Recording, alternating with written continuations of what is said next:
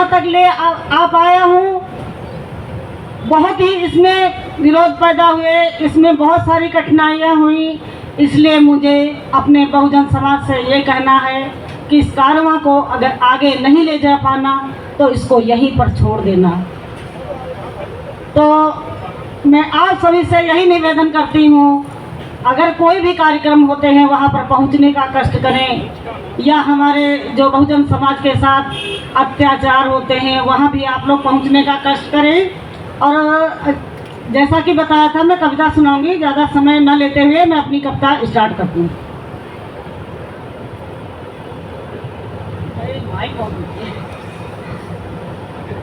कैसे करेंगे?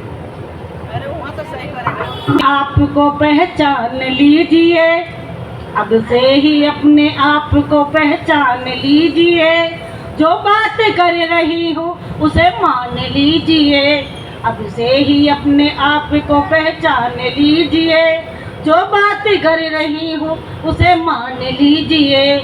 औरों की तरह आप भी इंसान हैं सुनो, औरों की तरह आप भी इंसान हैं सुनो, सम्मान हमको चाहिए यह जान लीजिए, सम्मान हमको चाहिए यह जान लीजिए, अब से ही अपने आप को पहचान लीजिए। औरों की तरह जो बात कर रही हूँ उसे मान लीजिए, बन के अनाथ क्यों हो तुम अपने ही देश में, बन के अनाथ क्यों हो तुम अपने ही देश में, रहबर को अपने आप ही सम्मान दीजिए, रहबर को अपने आप भी सम्मान दीजिए, अपने ही अपने आप को पहचान लीजिए, जो बात कर रही हूँ उसे मान लीजिए। मूर्ख गुलाम नीच बने अपने से आज हो, औरों के सिर न इल्जाम दीजिए, औरों के सिर न आप ये इल्जाम दीजिए। मूर्ख गुलाम नीच बने अपने से आज हो, औरों के सिर न आप ये इल्जाम दीजिए, अब से ही अपने आप को पहचान लीजिए, जो बात कर रही हूँ उसे मान लीजिए। पूर्वज तो अपने बौद्ध थे, हिंदू नहीं हो तुम, और पूर्वज तो अपने बौद्ध थे, हिंदू नहीं हो तुम, इतिहास अपना क्या है जरा जान लीजिए, अब से ही अपने आप को पहचान लीजिए, अब से ही अपने आप को पहचान लीजिए, जो बात कर रही हूँ उसे मान लीजिए। बुद्ध धम्म के सिवा न कोई राह आपकी, बुद्ध धम्म के सिवा न कोई राह आपकी, रोशन करे जो जिंदगी वो ज्ञान लीजिए, रोशन करे जो जिंदगी वो ज्ञान लीजिए, अब से ही अपने आप को पहचान लीजिए, जो बात कर रही हूँ उसे मान लीजिए। बाबा साहब के लिए मैं 2 पंक्तियाँ कहना चाहूँगी। पैदा न होता वो मसीहा तो ये खुशियों का सिलसिला न होता, पैदा न होता वो मसीहा तो ये खुशियों का सिलसिला न होता, बेरंग रहती ये जमीन आसमान का रंग नीला न होता। भारत तो कब का कंगाल हो गया होता यारो, अगर भीमराव जैसा हीरा हमें मिला न होता, अगर भीमराव जैसा हीरा हमें मिला न होता। सभी को जय भीम, नमो बुद्धाय। अंबेडकर के 3 गुरुओं में से एक गुरु महात्मा ज्योतिबा फूले का जन्मदिन भी 11 अप्रैल को होता है।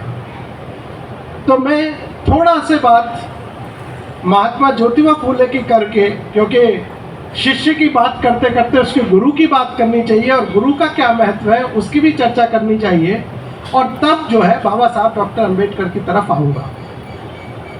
आप लोग जानते हैं कि बाबा साहब डॉक्टर अंबेडकर ने 3 गुरु माने, तथागत बुद्ध एक, दूसरे संत कबीर और तीसरे महात्मा ज्योतिबा फूले। अब महात्मा ज्योतिबा फूले का योगदान क्या है, जरा इसको हम विचार करें तो 2-3 चीजें बड़ी महत्वपूर्ण हैं। और पहली बात यह है कि आज भारत की जो स्त्रियां हैं, जो शिक्षा लेकर आज विभिन्न सरकारी या गैर सरकारी नौकरियों में घर से बाहर निकलवाई हैं, ये आधुनिक समय में इसका श्रेय महात्मा ज्योतिबा फूले को जाता है। उन्होंने पहली बार 1848 में बालिकाओं के लिए विद्यालय की शुरुआत करी। इससे पहले लड़कियों के लिए भारत में किसी भी स्कूल की व्यवस्था नहीं थी। घर में उन्हें बस खाना पकाना और घर को कैसे चलाया जाए इसकी बात होती थी, इससे ज्यादा कोई बात नहीं होती थी। लेकिन आप सोच के देखिए कि पौने 200 साल पहले लगभग, जब आज भी भारत में स्कूलों की शिक्षा की और विशेष रूप से बालिका शिक्षा के सामने ये संकट है, तो पौने 200 साल पहले संकट किस तरह के रहे होंगे। और महात्मा ज्योतिबा फूले ने उनको किस तरीके से सामना किया होगा। तो पहली चीज यदि देखिए कि सबसे बड़ा संकट था कि वो किस तरीके से महिला शिक्षकों को तैयार करें, और कोई उनके आसपास नहीं है, तो उन्होंने अपनी पत्नी माता सावित्रीबाई फूले को पढ़ाया, और पढ़ाने के बाद जो स्कूल खोला लड़कियों के लिए, उसमें प्रधान अध्यापिका के पद पर नियुक्त किया। और माता सावित्रीबाई फूले के सामने कितना संकट था कि जब वो पढ़ाने चाहती थी तो जो परंपरावादी समाज था वो कहता था ये जो है धर्म के खिलाफ काम कर रही है। अरे लड़कियों को भी कोई पढ़ने की जरूरत होती है क्या? ये क्यों लड़कियों को पढ़ाने जा रही है? तो पता चला कि जब वो रास्ते में जाती थी तो महिलाएं उनके ऊपर गोबर और कीचड़ फेंकती थी, इसलिए वो अपने थैले में एक और साड़ी रखकर लेकर जाती थी। स्कूल में पहले बदलती थी, लड़कियों को पढ़ाती थी और तब घर आती थी। तो आप देखिए कि किस तरह का जो ज्योतिबा फूले है वो किस तरह का व्यक्तित्व उनका रहा। दूसरी चीज, उन्होंने सत्य शोधक समाज की स्थापना करी, और उन्होंने समाज में इस समाज को आधुनिक बनाने के लिए ये तय किया कि हम केवल उन बातों को मानेंगे जो सत्य की कसौटी पर खरी उतरती हैं, और हम उन बातों को खारिज कर देंगे जो सत्य की कसौटी पर खरी नहीं उतरती हैं। और ये कहाँ से आती है? सीधी ये सीधी तथागत बुद्ध से आती है बातें, जो तथागत बुद्ध ने कहा था कि जो बातें आपकी बुद्धि की कसौटी पर खरी उतरती हो उनको मानो, अदरवाइज सारी बातों को खारिज कर दो। कोई महान आदमी या कोई महात्मा कह रहा है, इस बहाने से किसी भी बात को ना मानो। तो आप अंदाजा लगाइए कि तकरीबन 2500 साल पहले जिन बात को तथागत बुद्ध ने कहा, तकरीबन पौने 200 साल पहले उन्हीं बातों को ज्योतिबा फूले कर रहे हैं। तीसरी चीज, आज भी हमारे समाज में लड़कों का होना बहुत महत्वपूर्ण होता है, और ये उन परिवारों से जाना जाता है जिनके घर में केवल लड़कियां होती हैं। मैंने तो देखा है पढ़े लिखे और जो डॉक्टर हैं वो भी पुत्र की चाह में अपने परिवार को बड़ा कर लेते हैं। और ऐसा ही संकट था इस फूले दंपत्ति के सामने कि उनके पास कोई संतान नहीं थी, और ज्योतिबा फूले जी का जो परिवार था वो बार बार ज्योतिबा फूले जी पर ये दबाव बना रहा था कि तुम दूसरी शादी करो जिससे कि हमारा वंश आगे चल सके। एक समय ज्योतिबा फूले को अपने परिवार के सामने झुकना पड़ता है, लेकिन महान आदमी ऐसे ही नहीं झुकते, बल्कि वो कहते हैं ना, जो कह रहे कि सांचे को ही बदल देते हैं। अभी मैडम कह रही थी, तो उन्होंने कहा कि ठीक है मैं दूसरी शादी कर लूंगा। लेकिन उस समय जो परीक्षण के तरीके थे, उन्होंने परिवार के सामने शर्त रखी कि मैं और सावित्री दोनों परीक्षण कराएंगे, यदि मेरे अंदर कमी निकली तो तब अलग निर्णय होगा, और सावित्री के अंदर कमी निकली तो उसका निर्णय अलग होगा। तो उन्होंने पहली बात कही कि यदि सावित्री के अंदर कमी निकली तो मैं उसकी दूसरी शादी करा दूंगा और उसके हस्बैंड को अपने घर में रखूंगा, और मेरे अंदर कमी निकली तो मैं दूसरी शादी कर लूंगा, लेकिन सावित्री भी मेरे साथ घर में रहेगी। जब इस तरह की शर्त परिवार के सामने रखी तो परिवार खुद पीछे हट गया, और बाद में इस फूले दंपत्ति ने एक बच्चे को गोद लिया जिसको यशवंत के नाम से हम जानते हैं, जो पढ़ लिख कर बाद में डॉक्टर बने। तो आप अंदाजा लगा सकते हैं कि बाबा साहब डॉक्टर अंबेडकर ने यदि अपने गुरुओं का चयन किया तो वो भी कितनी बुद्धिमता और कितना पढ़ लिख कर उनको किया होगा। तो मैं आज इस अवसर पर भी, मुझे लगता है 197वीं जयंती इस बार है ज्योतिबा फूले साहब की, तो मैं उनको भी इस अवसर पर अपनी भावभीनी आदरांजलि अर्पित करता हूँ। अब बाबा साहब डॉक्टर अंबेडकर की तरफ आते हैं, और बाबा साहब डॉक्टर अंबेडकर को यदि आप देखें तो मैं स्त्रियों से ही शुरुआत करता हूँ पहले उनका, क्योंकि बाबा साहब डॉक्टर अंबेडकर का जो भी कद बना वो उन घर की स्त्रियों का बहुत महत्वपूर्ण योगदान था। जैसे माता रमाबाई अंबेडकर के बारे में तो आप कह ही रहे हैं कि उन्होंने अपनी जिंदगी खपा दी डॉक्टर अंबेडकर को बनाने में। यदि वो चाहती, यदि वो अपने जिद पने पर अड़ जाती तो शायद डॉक्टर अंबेडकर नहीं बन पाते, जैसा हम परिवारों में देखते हैं। लेकिन उन्होंने, बाबा साहब डॉक्टर अंबेडकर के उस व्यक्तित्व को निर्माण करने के लिए अपनी जिंदगी लगा दी, और कहना चाहिए एक सुंदर इमारत का, भव्य इमारत की बुनियाद साबित हुई। दूसरी जो बुनियाद है वो उनके पिता के साथ साथ उनकी जो बुआ है वो है कि जब डॉक्टर अंबेडकर को पढ़ाई लिखाई में जब भी पैसे की ज़रूरत होती है, उनके पिता अपनी बहन के पास जाते हैं। बहन के पास भी पैसा नहीं होता है, थोड़ा बहुत जेवर होता है, तो उसको गिरवी रखकर वो वहाँ से पैसा लाती है, अपने भाई को देती है, और भाई अपने बेटे को बनाने में तैयार कर देते हैं। साथियों, इस अवसर पर मैं उन सभी पत्नियों को, बहनों को, बुआओं को, माताओं को और माता पिताओं को मैं इस बड़ा विशाल व्यक्तित्व को समर्पित करता हूं, जो अपने बच्चों के व्यक्तित्व को निर्माण करने के लिए अपनी जान की बाजी लगा देते हैं, और उनके बच्चे उनकी उन उम्मीदों पर खरे उतरते हैं। मुझे लगता है आप उनमें से एक होंगे जिनको आपके माँ बाप ने इस तरीके से तैयार किया। तीसरी चीज कि बाबा साहब डॉक्टर अंबेडकर जब भारत के संविधान का निर्माण कर रहे थे तो वो ये चाहते थे कि भारत में हम एक ऐसी व्यवस्था खड़ी करें जहां स्त्री और पुरुषों को बराबर के अधिकार मिले। कुछ बातों में वो कामयाब हो पाए और कुछ बातों में वो कामयाब नहीं हो पाए।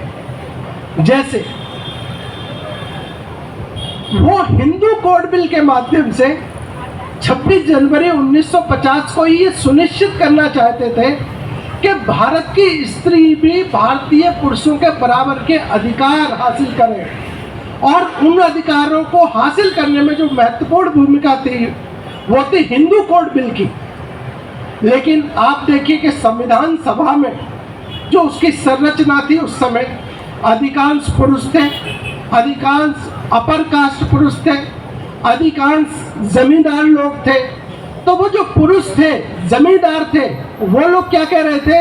वो लोग नहीं चाहते थे कि हिंदू धर्म की मान्यताओं के साथ साथ कोई छेड़छाड़ हो।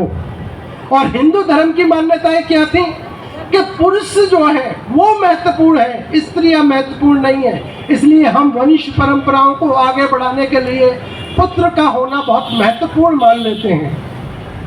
बाद में जब वो संविधान सभा से इसको पास नहीं करा पाए और पंडित जवाहरलाल नेहरू ने ये आश्वस्त किया कि हम संविधान बनने के बाद जो संविधान संशोधन लाएंगे उसके माध्यम से हिंदू कोड बिल को पास कराएंगे। और 1951 में जब वो हिंदू कोड बिल का एक छोटे से हिस्से को पास कराया गया तो डॉक्टर अंबेडकर इतने निराश हुए कि उन्होंने कानून मंत्री के पद से इस्तीफा दे दिया। इसका मतलब आप समझ सकते हैं कि स्त्रियों की बराबरी के लिए वो किस कदर समर्पित थे कि कानून मंत्री के पद से वो इस्तीफा दे देते हैं। बाद में वो 3 हिस्सों में जो हिंदू कोड बिल है उसके छोटे से हिस्सों को 3 बार में भारत सरकार ने पास किया।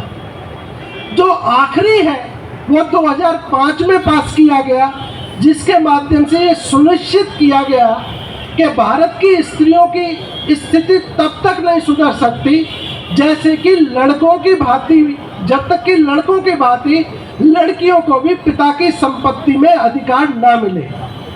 और जब 2005 में सरकार ने इस कानून को पास किया तो हिंदुस्तान जो दैनिक है उसके उस समय संपादिका हुआ करती थी मृणाल पांडे के बाबा साहब डॉक्टर अंबेडकर स्त्रियों के लिए जिन अधिकारों की वकालत 1950 के दशक में कर रहे थे, भारत की सरकार को उस अधिकारों के छोटे से अंश को देने के लिए 55 साल की यात्रा तय करनी पड़ी।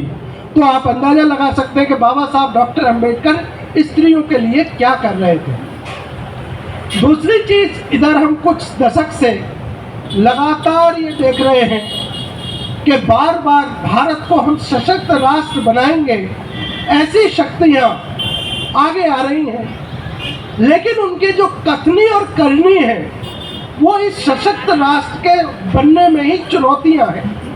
कैसे चुनौतियां हैं कि बाबा साहब डॉक्टर अंबेडकर जब 26 नवंबर 1949 को संविधान सभा में अपना निष्कर्षतम भाषण दे रहे थे, जैसा कि अभी हम लोगों ने संविधान की प्रस्तावना पढ़ी थी 26 नवंबर 1949 को, तो उन्होंने अपना भाषण देते वक्त एक बात कही थी कि भारत के समक्ष कुछ चुनौतियां होंगी और उन चुनौतियों का यदि हम समाधान नहीं खोज पाए तो भारत को हम एक सशक्त राष्ट्र नहीं बना पाएंगे। और उसमें से एक चुनौती उनकी ये थी कि हम इस संविधान को लागू होने के साथ जो राजनीतिक समानता है वो तो 26 जनवरी 1950 से प्राप्त कर लेंगे, लेकिन हम आर्थिक और सामाजिक जीवन में यदि हम विषमताओं को समय रहते कमतर नहीं कर पाए तो जिस संविधान सभा ने इस संविधान को इतनी मेहनत के साथ तैयार किया है, इस संविधान को मानने वाले लोगों की आस्था संविधान में कम होती चली जाएगी। इसलिए देखते हैं हम कि जब बहुत सारी घटनाएं होती हैं और विशेष रूप से यदि 2018 की घटना को देखा जाए तो वो शर्मसार करने वाली घटना थी कि जहां भारत सरकार के सभी मंत्रालय थे, उन मंत्रालयों के पास जंतर मंतर एक जगह पड़ती है, वहां जंतर मंतर पर भारत के संविधान को जलाया जाता है और भारत सरकार की पुलिस की कान पर जूं नहीं रेंगती है। लेकिन जो संविधान में आस्थावान लोग हैं, जो बाबा साहब डॉक्टर अंबेडकर में आस्था रखते हैं, जब वो लगातार धरना प्रदर्शन करते हैं तो तब उन लोगों को गिरफ्तार किया जाता है जो भारत के संविधान को जलाने में लगे हुए थे। तो आप देखिए कि हमारे सामाजिक और आर्थिक जीवन में जो समानताएं हैं वो समानताएं आज भी कोसों दूर हैं। और बाबा साहब डॉक्टर अंबेडकर ने directive principles of state policy में ये तय किया था कि राज्य के नीति निर्देशक तत्व के माध्यम से राज्य इस तरह की नीतियों का निर्माण करेगा जिससे कि लोगों के जीवन में सामाजिक समानताएं आएंगी, आर्थिक समानताएं आएंगी।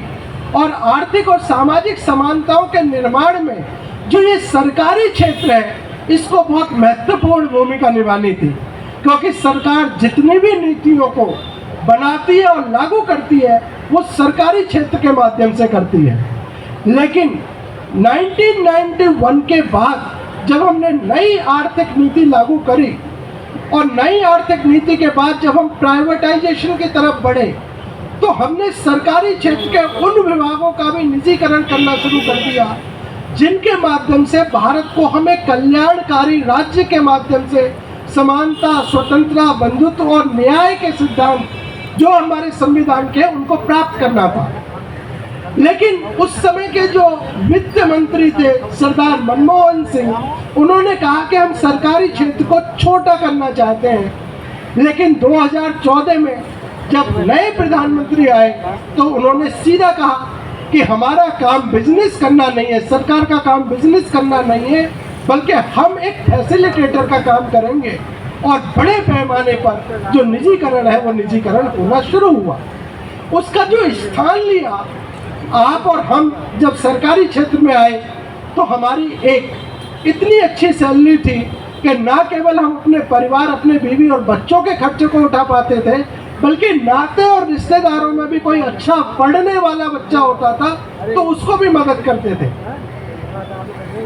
हमारी पेंशन हमारे बाद हमारे बच्चों का सहारा बनती थी, हमारे लिए चिकित्सीय अवकाश मिलते थे, और तो और सरकार एलटीसी पर भी हमें भेजती थी। लेकिन जैसे ही ये निजीकरण आया, हमारे अधिकार तेजी से खत्म होने शुरू हुए। और अभी मुझे पता चला कि इस एसोसिएशन के 110 सदस्य हुआ करते थे, जो घटकर केवल 30 रह गए हैं, बाकी सब रिटायर हो गए हैं। ये जो चुनौती है, इन चुनौतियों को हमें देखना पड़ेगा, और यदि हम इन चुनौतियों को नहीं देखेंगे तो शायद बाबा साहब डॉक्टर अंबेडकर के प्रति हमारी सही श्रद्धांजलि नहीं होगी। क्योंकि बाबा साहब डॉक्टर अंबेडकर इस सार्वजनिक क्षेत्र का जो निर्माण था, वो निर्माण ही इसीलिए कर रहे थे कि इसके माध्यम से यहाँ की स्त्रियाँ, यहाँ के बच्चे, यहाँ के किसान, यहाँ के शूद्र, यहाँ के अधिशूद्र जो है, ये राष्ट्र के मुख्य धारा में आएंगे। लेकिन यदि सरकारें प्राइवेटाइजेशन, फिर ट्रांसपोर्टेशन की फीस, विभिन्न आयोजनों की फीस, फिर घर पे ट्यूशन लगेगी वो अलग फीस, और जब वो पढ़ लिख कर निकलता है तो उसको सरकारी क्षेत्र की नौकरियां ही खत्म हो गई हैं, नौकरियां नहीं है, तो वो प्राइवेट सेक्टर की तरफ जाता है। और प्राइवेट सेक्टर कहाँ काम करता है? अधिकांश नौकरियां ऐसी हैं जहां 15,000 रुपया महीना मिलता है, और काम कितना करना पड़ता है उनको? 14 से 15 घंटे। मॉल में आप जाइए, बच्चे 10 बजे घुस जाते हैं, लड़के और लड़कियां रात में 10:30 और 11 बजे फ्री होते हैं। और इसीलिए जब वो वायसराय की जो गवर्निंग काउंसिल के सदस्य बने, तो उन्होंने सबसे पहला कहा कि मौका मिला तो उन्होंने कहा कि मैं विदेश से पढ़कर आया और मैं अकेला इतना 500 ग्रेजुएट्स के बराबर हूँ। यदि मैं और लोगों को भी बाहर पढ़ने के लिए भेज दूँ और वो पढ़ लिख कर यहाँ आकर यदि बहुजन समाज के निर्माण के लिए, उसके सशक्तिकरण के लिए काम करेंगे, तो ये बड़ी उपलब्धि होगी। इसलिए बाबा साहब डॉक्टर अंबेडकर ने वायसराय से ये डिमांड करी कि मेरे साथ साथ मैं तो पढ़कर आ गया, जो और अनुसूचित जाति के बच्चे हैं उनको भी आप विदेश भेजें। और यदि मैं सही रिकॉल कर रहा हूँ तो 9 लोगों को उन्होंने पढ़ने के लिए विदेश भेजा। लेकिन अफसोस की बात थी कि वो लोग अधिकांश विदेशों में बस गए और वहीं के होकर रह गए। जिस उम्मीद के साथ बाबा साहब डॉक्टर अंबेडकर ने उन्हें वहाँ भेजा था, वो उस पर बहुत निराश हुए। और निराश ही नहीं हुए, बल्कि 18 मार्च 1956 को जब आगरा के ऐतिहासिक मैदान में उन्हें भाषण करना था, तो वो इतने निराश थे कि मैंने सबसे ज़्यादा जो जोर दिया है वो पढ़े लिखे जमात को बनाने में लिया है, पढ़े लिखे लोगों के अधिकारों को बचाने में किया है, लेकिन मुझे पढ़े लिखे लोगों ने ही धोखा दिया है।